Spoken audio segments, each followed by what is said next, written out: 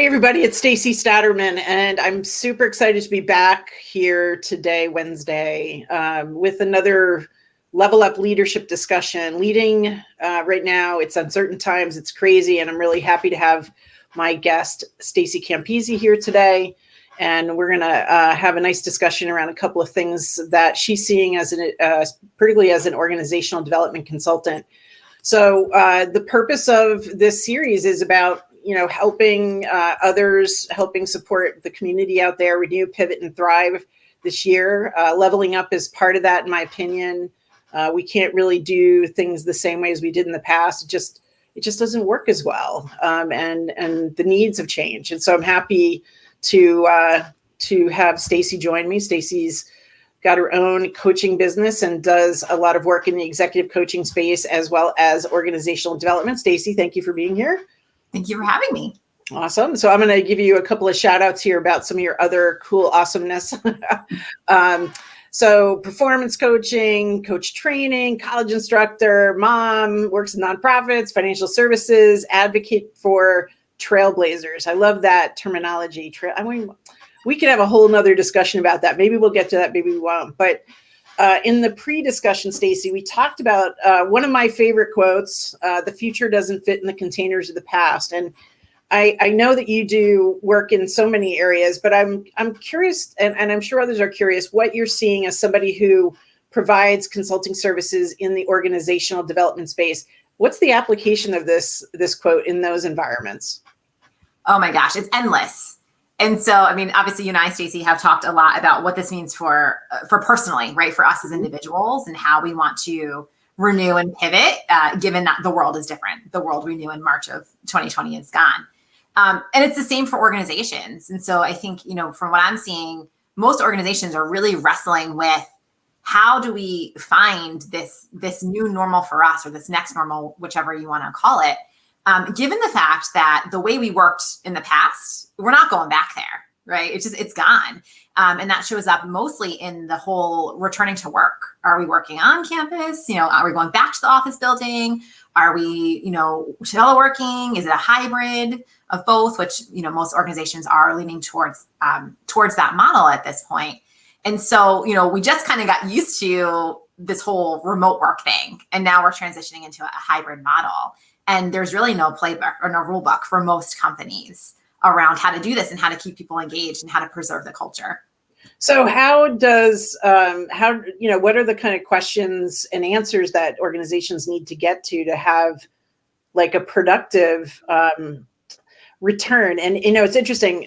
I was listening to Z100 radio, as I often do in the mornings.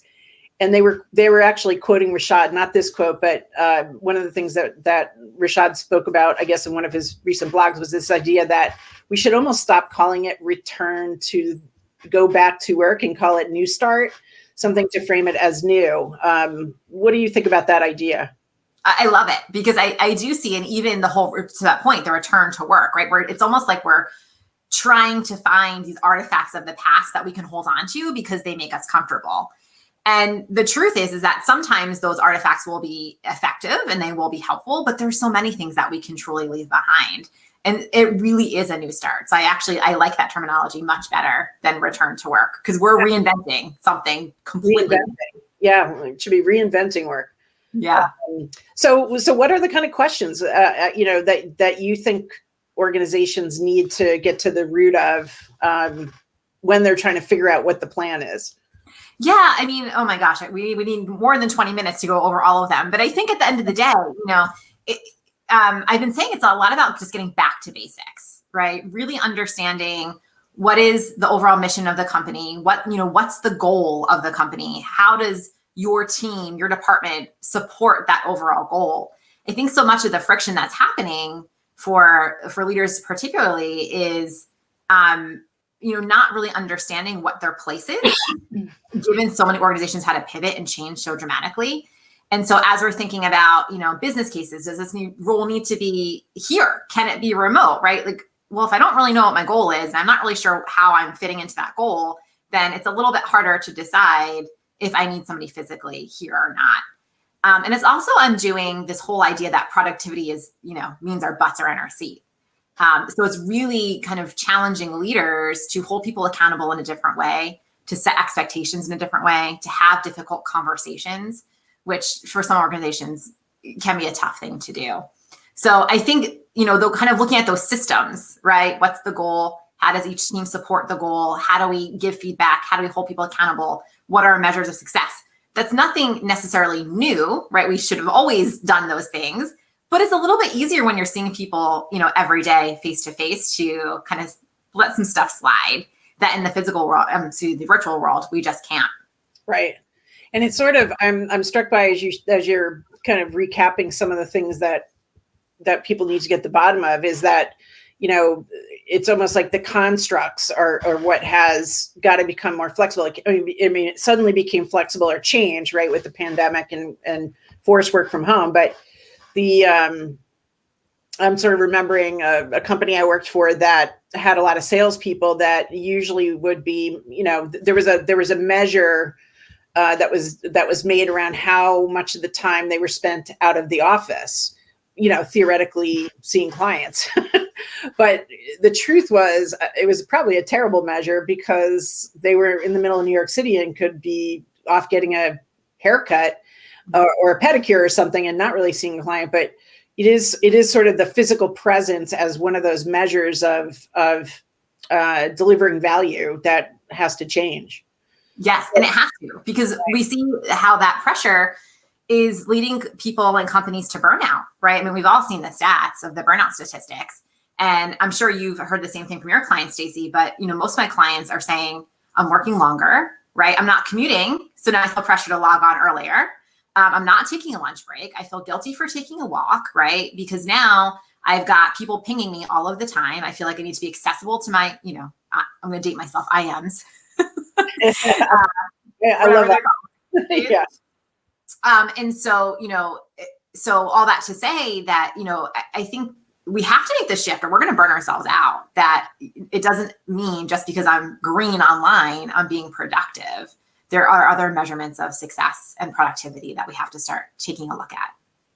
Yeah. And I sort of wonder, is it even possible to sort of define what all those measures are, sort of as we end the pandemic? Like it clearly it's not completely ended or anything, but we have, people starting to go back in person.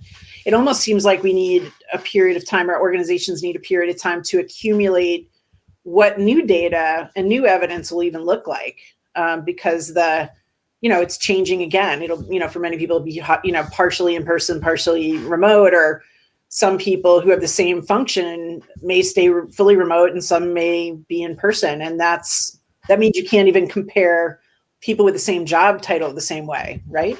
Yeah. I mean, there's nothing easy about this, right? It's really complicated to that point because you're going to have people doing the same exact roles and one be in the office and one not be. And so how do you compare them? Mm-hmm. Right?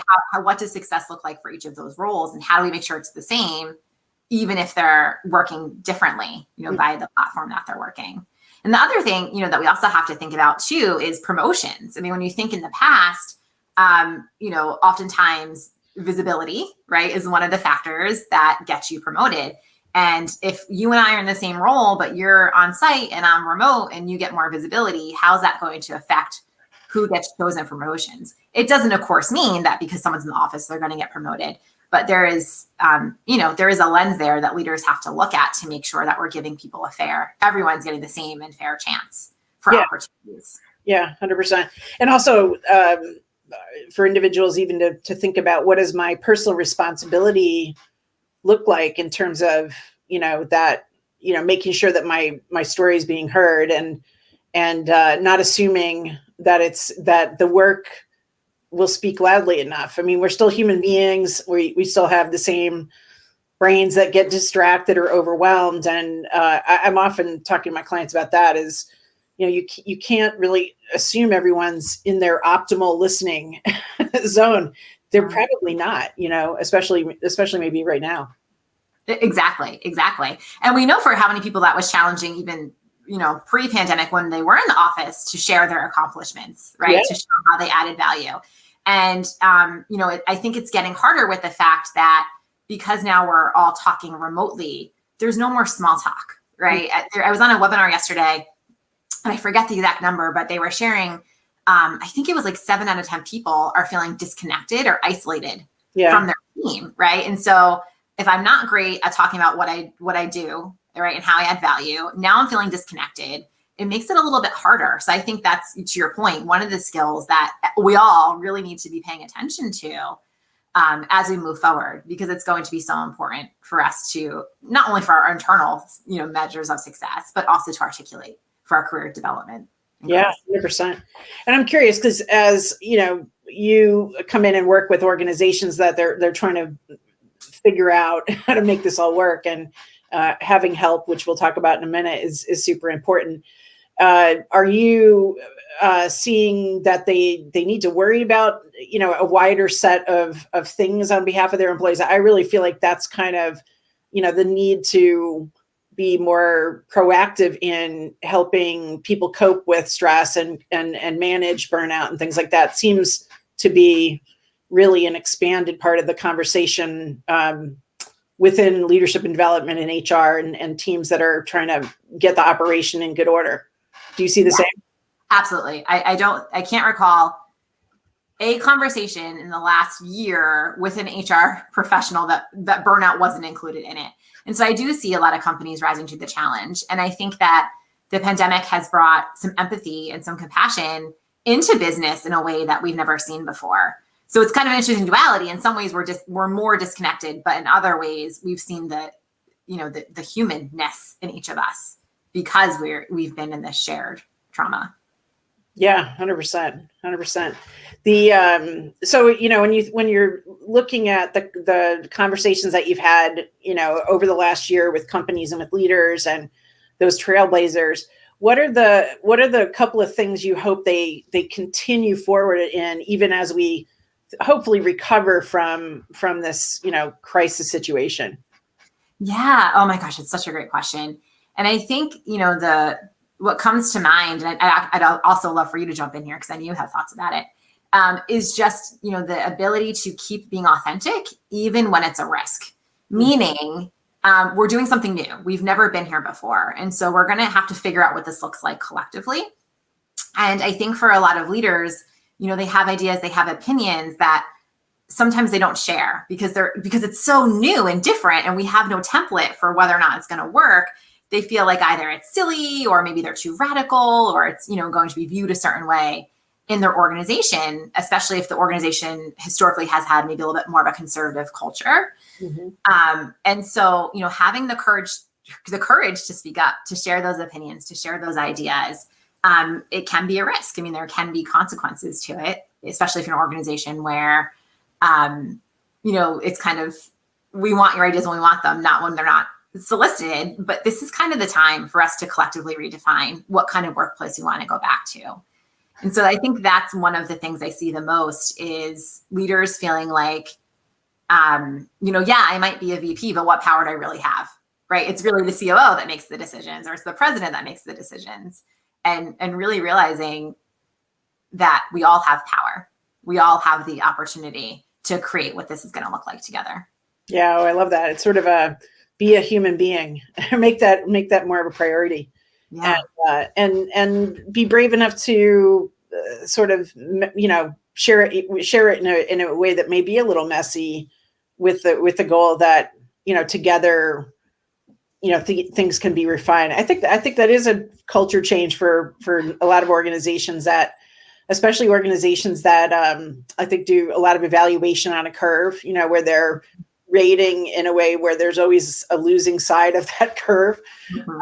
So I would hope that there's more, probably empathy and flexibility that organizations can bring in or maintain, the flexibility that they've offered, not just the remote work, but sort of the style and the allowance to be, fully emotional human beings in the workplace, even those hard driving, high stakes work environments where a lot may feel it's on the line. It's like, well, the people should be, one of the biggest priorities in that mix, not just profit. So I'm hopeful that more and more organizations will see that's been one of the blessings of the craziness that we've had. I would also add, one of the things that I've thought a lot about is, we know that this is like the most generationally diverse workforce that we've had, right? We've got people that have very sort of categorically sort of distinct styles and approaches. And that should be a benefit, I think, and I hope that organizations can look at that as an opportunity to sort of build from the best of all the perspectives and not just decide, there's only one way to do things. I mean, it seems like more ways to do the same things is sort of more of a winning formula. Would you agree? Absolutely. And I think the pandemic has showed us that, right? I mean, look at the ways that we've had to change what we do. We've had to embrace different viewpoints and mindsets and tools, and it's worked mostly, right? And so, yeah, I mean, that's how you get the best from your organization, from your people is by looking at what's working across the board and adopting those different methodologies and giving everybody space to be themselves in a way that still works for the company. Yeah. And then that may take some time. That's another thing that I think nobody quite knows how to plan for we've got to have time for that stuff. We've got to have space for that stuff and allowance for that stuff and not disregard it as trivial. But maybe the sort of universal isolation and disconnection thing, which I think pretty much everyone has experienced in one way, shape, or form, will support, more of that being kind of part of, it's got to be part of the plan. Mm-hmm, mm-hmm. So I'm curious. So I talked about, or we talked about in the pre-discussion, like this idea that everyone needs help. And so if you, from where you sit in the kind of organizations and people that you work with, if people could get help with one or two things, what would you prioritize for them? Obviously, you don't exactly know what they need, but you've come across some themes, no doubt, and some perspective on things that probably maybe universal fits. Yeah, no, great question. And this actually, I think, dovetails so nicely with our last conversation where we talked a lot about people pleasing. I don't even remember when that conversation was, but it could have been months or years ago at this point. Yeah. And so, for a lot of my clients, the folks that I work with, they really tend to attract those, with those kind of big hearts, want to be of service. They're there for the mission. They're invested in the cause. I work with a lot of nonprofit leaders where, of course, that pattern is prominent. And so, where they need help is the same place they needed help before the pandemic. The pandemic has just magnified it, and it's really in taking time and making time for themselves and their priorities, whether that's self-care, whether that's exercise, or whether that's the big things to get done at work. Again, because now I'm online and, I'm being pinged and I might look at my, my screen and have 20 messages. And what's that do? We know from a neuroscience perspective, right? It distracts us. And now it's much harder for me to get back into the space to create or to prioritize what I need to get done. So there's a lot there, I think, where people need help just in making time for their things, their big thing. Yeah. And probably, like you said, like understanding the cause and effect of not considering the breaks and the sort of self-care stuff that may feel like, oh, and this is such a typical mom thing, right? We're both mothers. Mom doesn't ever get to have lunch. Mom get up early, up late, up early. But recognizing like, no, we all collectively have to think about work in context of life and leadership in context of the business, but also our life and the lives of the others that are, supporting in the business as well. Exactly. And I think that, it really underscores the other point that I wanted to add here, which is I think that we all need help and I'm using the general we, right? So of course it's going to vary based on each person, but I see, so many of my clients are so ambitious and so driven and they just want to do good work and they want to do it 120%. And they've been able to up until now.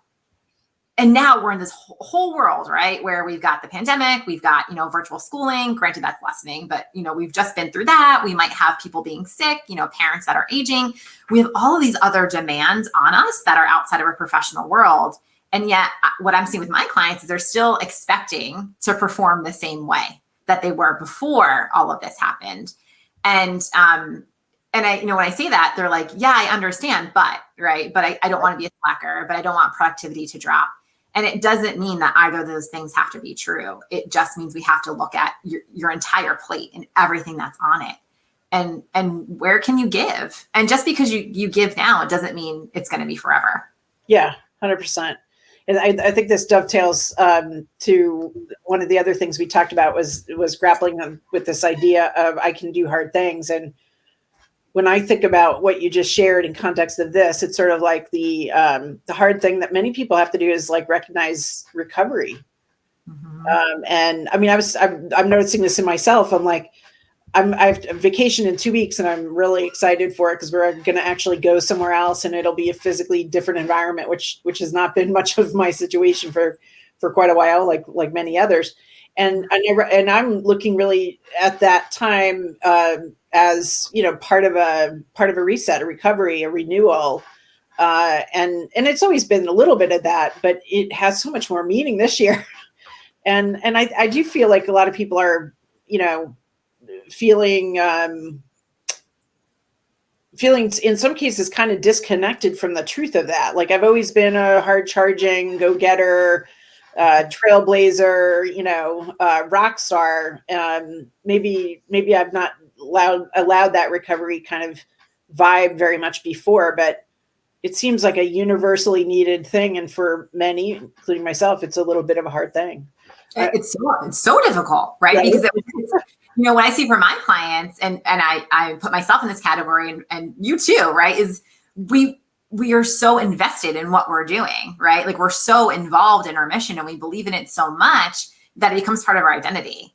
Mm-hmm. And so this idea of slowing down, even if my brain knows I need a break, even if I know I need to physically disconnect, but what does that mean about me if I do?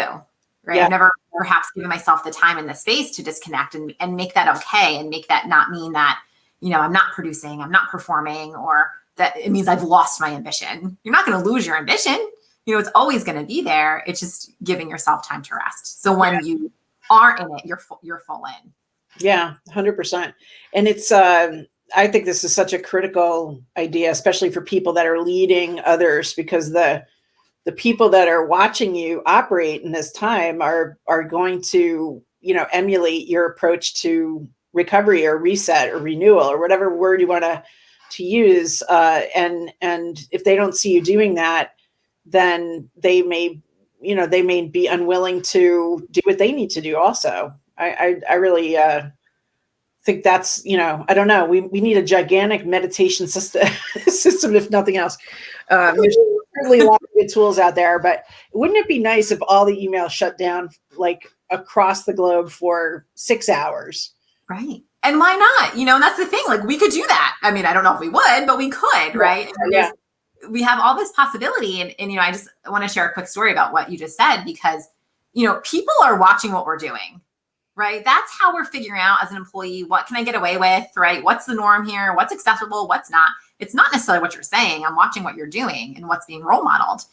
And I remember a few years back, I was working with a leader, and she had this vivid aha that she was sending email on snow days. Oh, yeah. Right. Yeah. But she was telling her people, don't come in, I want you to be safe. And she truly meant it. And so she's in the office on a snow day sending emails. And one of her long-term employees comes in and she says, "What are you doing here? It's not safe to be in the roads." And the employee had the courage to say to her, "I hear you, but you're here sending emails. So I interpret that as the expectation is I'll be here too." And it crushed her. It truly crushed her, because she was just trying to be productive and, do her work and be the best boss that she could be for them. And so you're right. We have to walk our talk. If we truly want our people to do things, we have to be willing to do them ourselves too. Yeah. I love that. That's such a powerful, she probably never forgot that. Never. No, yeah. This was like a decade ago and she's still telling me about it, so it really was a moment that. Yeah. It reminds me of working in New York City during some really significant snow falls. And I'm struck by just in hearing your story that oftentimes our leaders would say nothing about the snow. And so I remember walking like 2.5 miles in 2 feet of snow, which sounds like a total joke, but I was like, I can't not be there. They're expecting me. Of course, I got there, like not a soul is there.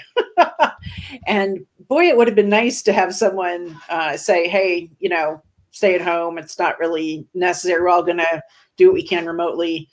But I just assumed they would expect me anyway.